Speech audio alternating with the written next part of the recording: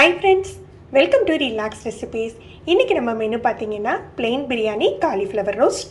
Plain biryani தானே அப்படின்னு சொல்லிட்டு நம்ம தக்காளி வெங்காயமோ மசாலாவோ முன்ன பின்ன சேர்த்துட்டா அந்தளவு ருசி கிடைக்காதுங்க. இன்றைக்கி நான் 400 கிராம் சீரக சம்பா அரிசி யூஸ் பண்ண போகிறேன். அதுக்கு அளவு பார்த்தீங்கன்னா 2 தக்காளி 2 வெங்காயம் எடுத்திருக்கேன், 2 பச்சை மிளகாய். ஏன்னா நம்ம பிரியாணி மசாலா காரம் எல்லாமே சேர்ப்போம், அதனால் 2 மிளகாய் போதும். அப்புறம் ஒரு 5-6 பல் பூண்டு எடுத்திருக்கேன். இந்த மாதிரி இஞ்சி ஒரு 3 துண்டு எடுத்து வச்சுருக்கேன். ஒரு கைப்பிடி அளவுக்கு மல்லி, புதினா. இது போக தாளிக்கிறதுக்கு என்னெல்லாம் யூஸ் பண்ணுறோம், என்னென்ன மசாலா சேர்ப்போம் அப்படின்னு பார்க்கலாம்.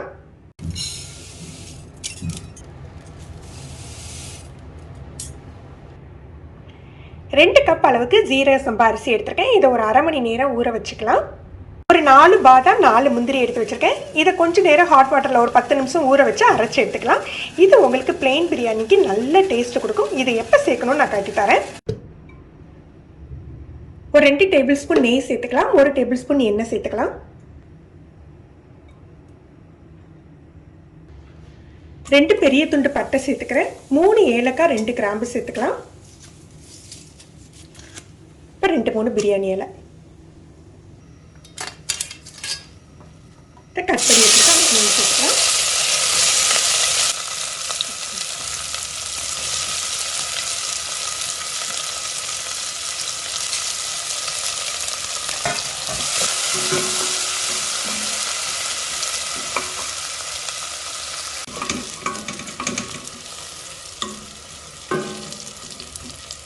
வெங்காயம் நல்ல பொன்முருவலாக பொரிஞ்சிட்டு இந்த ஸ்டேஜில் நம்ம இஞ்சி பூண்டு பேஸ்ட் சேர்த்துக்கலாம்.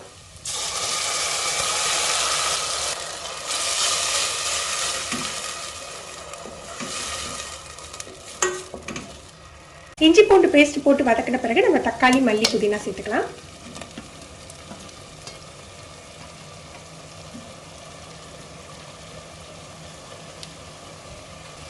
உப்பு இப்போ ஒரு அரை டீஸ்பூன் சேர்த்துக்கிறேன். நம்ம ரைஸ் சேர்க்கறதுக்கு முன்னால் தேவைப்படுற உப்பு சேர்த்துக்கலாம். மிளகாய்த்தூள் காரத்துக்கு தகுந்தாப்புல சேர்த்துக்கோங்க. அப்புறம் ஒரு அரை டீஸ்பூன் ஹோம்மேட் பிரியாணி மசாலா, பட்டை, கிராம்பு, ஏலக்காய் 3 சேர்த்து திரிச்சு வச்சிருக்க பிரியாணி மசாலா.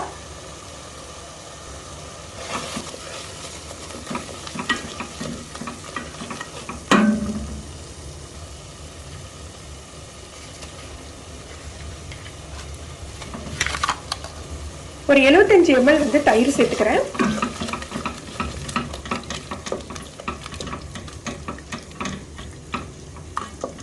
தயிர் நல்லா மிக்ஸ் ஆகட்டும்.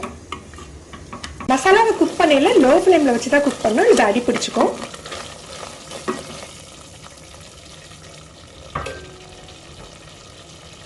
இப்போ நம்ம அரைச்சி வச்சிருக்கோம் இல்லையா பாதாம், முந்திரி விழுது, இதை கொஞ்சம் தண்ணி சேர்த்து தான் அரைச்சிக்கணும். இதை இதில் சேர்த்துடலாம்.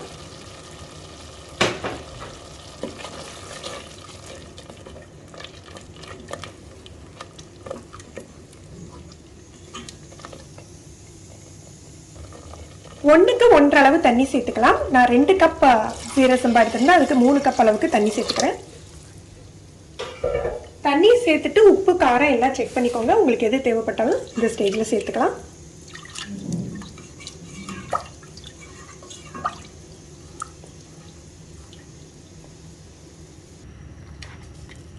ரைஸுக்கு தேவையான அளவுக்கு உப்பு சேர்த்துக்கலாம். 1 டீஸ்பூன் லெமன் ஜூஸ் சேர்த்துக்கலாம்.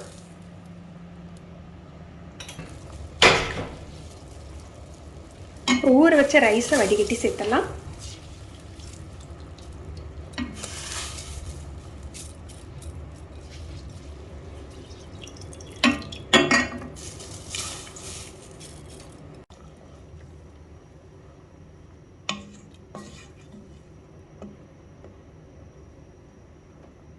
காலிஃப்ளவர் ரோஸ்ட்டுக்கு காலிஃப்ளவர் கட் பண்ணி எடுத்து வச்சுருக்கேன். உங்களுக்கு எந்த சைஸில் விருப்பமோ அந்த சைஸில் கட் பண்ணிக்கலாம். ஆனால் கீழே உள்ள காம்பை முழுசாக கட் பண்ணி போடுறதுக்கு பதிலாக இந்த மாதிரி ஒரு லேஸாக இருக்கிற மாதிரி நீங்கள் கட் பண்ணி எடுத்துக்கிட்டிங்கன்னா ரொம்ப நல்லாயிருக்கும். இதில் கொஞ்சம் சூடான தண்ணி ஊற்றிக்கலாம். ரொம்ப கொதிக்க ஊற்றக்கூடாது, காலிஃப்ளவர் வெந்த மாதிரி ஆயிடும். கொஞ்சம் வெதுவெதுப்போட கொஞ்சம் ஜாஸ்தியாக சூடு இருக்கிற மாதிரி ஊற்றிட்டு ஒரு அரை ஸ்பூன் உப்பு சேர்த்து ஊற வச்சிடலாம். இந்த மாதிரி செய்கிறதுனால காலிஃப்ளவருக்குள்ளே இருக்கிற சின்ன சின்ன பூச்சியெல்லாம் உங்களுக்கு வெளியில் வந்துடும்.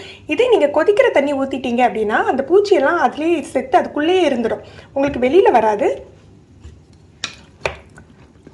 இது கொஞ்ச நேரம் அப்படியே இருக்கட்டும்.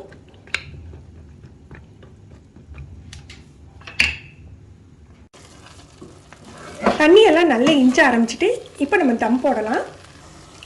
நல்லா அடியோடு சேர்த்து கிளறி விட்டுக்கணும்.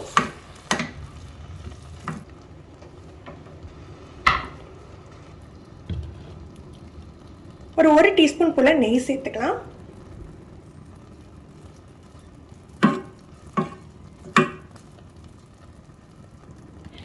கொஞ்சமாக மல்லி புதினா, இது ஆப்ஷனல் தான், நெய் பட்டு போட்டாலே போதும். இதை மூடி போட்டுட்டு லோ ஃப்ளேமில் தோசைக்கல் மேலே வச்சு ஒரு 15 நிமிஷம் அப்படியே தம் போட்டுடலாம். நல்ல லோ ஃப்ளேமில் இருக்கணும். இப்போ இந்த பீஸெல்லாம் க்ளீன் பண்ணி எடுத்துக்கலாம். உப்பு தண்ணியில் ஊற வச்சுருந்தா கூட நம்ம ரொம்ப நேரம் ஊற போடலாம், அதனால் உப்பெல்லாம் பிடிச்சிருக்காது. தேவையான அளவுக்கு உப்பு சேர்த்துக்கோங்க. மிளகாய்த்தூள், நான் காஷ்மீரி மிளகாய்த்தூள் யூஸ் பண்ணுறேன், அதனால் கொஞ்சம் ஜாஸ்தியாக சேர்த்துக்கிறேன். மைதா மாவு ஒரு 3 டீஸ்பூன் சேர்த்துக்கிறேன். உங்களுக்கு அளவுக்கு தகுந்தாப்பில் சேர்த்துக்கோங்க. 2 டீஸ்பூன் கார்ன்ஃப்ளவர். இது நல்லா மிக்ஸ் பண்ணி விட்டுக்கலாம். நீங்கள் விருப்பப்பட்டீங்கன்னா கரம் மசாலா சேர்த்துக்கலாம், மிளகுத்தூள் சேர்த்துக்கலாம். இந்த மாதிரி மிக்ஸ் பண்ணி வச்சுக்கலாம். நம்ம கழுவுன உடனே மசாலா போட்டிருக்கிறதுனால நல்லா ஒட்டிக்கும். உங்களுக்கு கொஞ்சம் உதிர்ற மாதிரி இருந்ததுன்னா ஒரு 2 ஸ்பூன் தண்ணி தொளிச்சிட்டு மசாலா சேர்த்து பிசறி விட்டுக்கோங்க.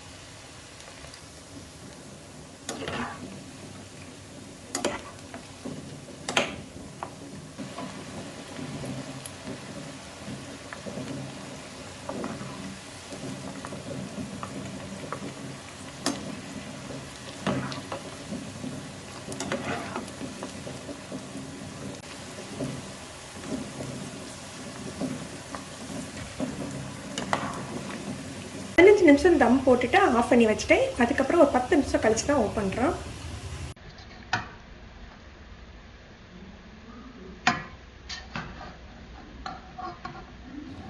ஃப்ரெண்ட்ஸ், நீங்களும் இந்த ரெசிபி ட்ரை பண்ணி பாருங்கள். எப்படி இருந்ததுன்னு கமெண்ட் பண்ணுங்கள். இந்த வீடியோ உங்களுக்கு பிடிச்சிருந்ததுன்னா லைக் பண்ணி ஷேர் பண்ணுங்கள். நீங்கள் நம்ம சேனலுக்கு புதுசுன்னா ரிலாக்ஸ் ரெசிபி சப்ஸ்கிரைப் பண்ணி சப்போர்ட் பண்ணுங்கள். கீழே உள்ள பெல் பட்டனில் ஆல் செலக்ட் பண்ணி வச்சுக்கிட்டிங்கன்னா நம்ம சேனலில் வீடியோக்கள் போட்ட உடனே உங்களுக்கு நோட்டிஃபிகேஷன் கிடைக்கும். தேங்க்யூ.